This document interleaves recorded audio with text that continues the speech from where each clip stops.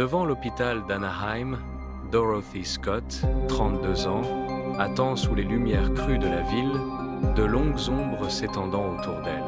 Elle jette un coup d'œil à sa montre, un sentiment d'urgence gravé sur son visage, alors qu'elle anticipe la tâche à venir. Elle vient de déposer un collègue blessé, maintenant, elle doit récupérer sa voiture, une tâche simple pleine de malaise. L'hôpital se profile derrière elle, une silhouette sombre contre le ciel nocturne, amplifiant son appréhension. Une tension invisible remplit l'air, une sensation palpable de pressentiment s'accrochant à la nuit. Sur la rue d'Anaheim, la voiture de Dorothy file dans la nuit, ses phares perçant l'obscurité. Le véhicule passe à toute vitesse devant ses amis à l'extérieur de l'hôpital, la lumière soudaine les aveuglant momentanément. Un halètement collectif s'élève alors qu'ils s'efforcent de comprendre le flou du mouvement, le crissement des pneus s'estompant. La confusion se grave sur leurs visages, la réalité du moment s'imprégnant lentement. Le doute cède la place à une réalisation glaçante, leurs yeux s'écarquillant d'horreur naissante. La panique commence à les envahir. Le silence est rompu par des chuchotements désespérés et des regards craintifs.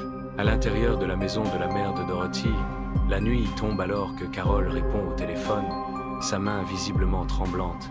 Une voix craque au téléphone, froide et dépourvue d'humanité. « Je l'ai tuée. Elle était mon amour. » Le visage de Carol se décompose, ses yeux s'écarquillant d'incrédulité, alors que les mots la frappent. Les larmes commencent à couler de façon incontrôlable sur le visage de Carol, chaque goutte témoignant de son désespoir. Une vague d'impuissance submerge Carol, le poids de la cruauté écrasant son esprit. Elle est figée, incapable de répondre, perdue dans un cauchemar dont elle ne peut s'échapper. Dans le désert aride, des policiers et des médecins légistes se penchent sur des restes humains, leurs expressions sombres. Carol arrive, son visage est une toile de douleur et d'espoir fragile, une tempête d'émotions se préparant en elle. Un policier annonce la nouvelle dévastatrice.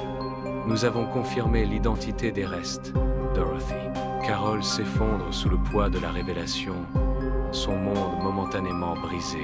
Pourtant, au milieu de la dévastation, une détermination d'acier s'allume dans ses yeux. Elle traquera le tueur sans relâche.